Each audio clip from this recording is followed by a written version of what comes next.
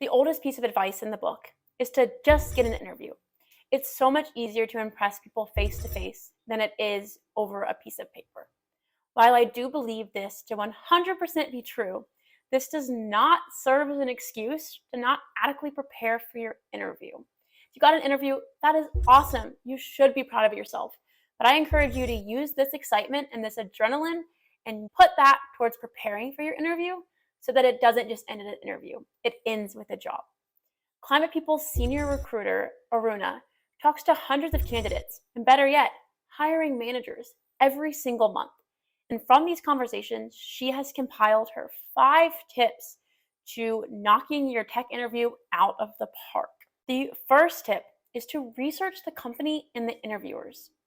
Founders in the climate space and founders in general are obviously passionate about the work that they're doing, and they want you to echo that. So in order to do that, you need to do your homework. You should articulate this passion from your research. Fully understand the company, fully understand its mission, fully understand its culture, and if it's a climate company, fully understand its climate solution.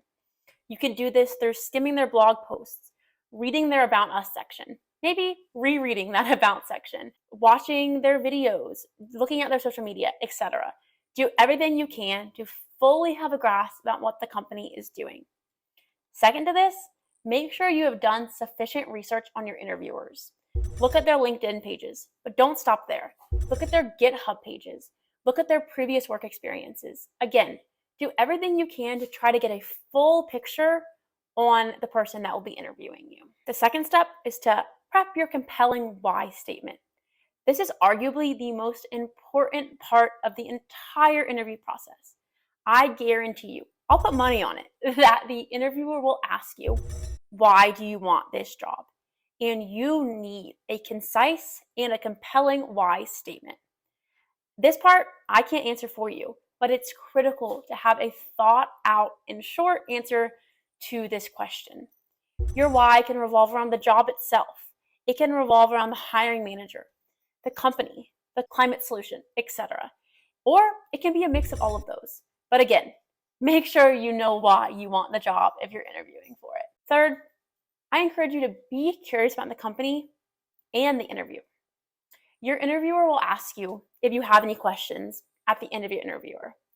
Please, please, please do not be that person that doesn't have a single question for them. That shows that you do not want the job. And if you're looking for a job, you don't want to show that you don't want the job. You should have some questions that you have prepared to ask them. Aruna did a debrief session recently when a candidate didn't ask the interviewers a single question. The hiring manager told her directly, "We don't see a compelling reason for why this person wants the job." And guess what? They didn't get the job because they missed out on this simple and easy step. Fourth, or maybe fifth, I encourage you to brush up on your foundation. I don't want to go too in depth here because this means different things for every single different job, but make sure you know what you're talking about. If it's on your resume, be able to do it and be able to do it well. And that probably requires you going back and relearning some skills, but make sure you do that. Oh, nope, this was fifth. Fifth, sit down with your resume and take notes. Again, your hiring manager will be going through your resume point by point, and be sure that you can talk to each of those points and have examples. Take a project, take a point in the resume, and make sure that you can draw parallels for every point on your resume. I encourage you to think about the best projects that you've worked with. Don't try to do a project that directly relates to the job if it's not one that you're proud of. Really focus on the projects that you're proud of and tell the stories about that. 6, I'm going to give you a bonus step here. 6 is don't use we statements, use I statements. I know this is contradictory to everything you might have heard in the past, but you are interviewing for a job. It's not a collective that's interviewing for the job. The hiring managers want to know about your impact.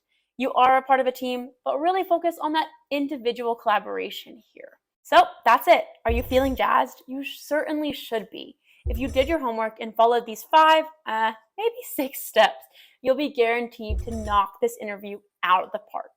We have firsthand evidence that if you follow these steps, Aruna's post-interview debrief with your hiring manager will be chock full of stoke, and unfortunately, we won't get any blog content from your interview. With that, good luck.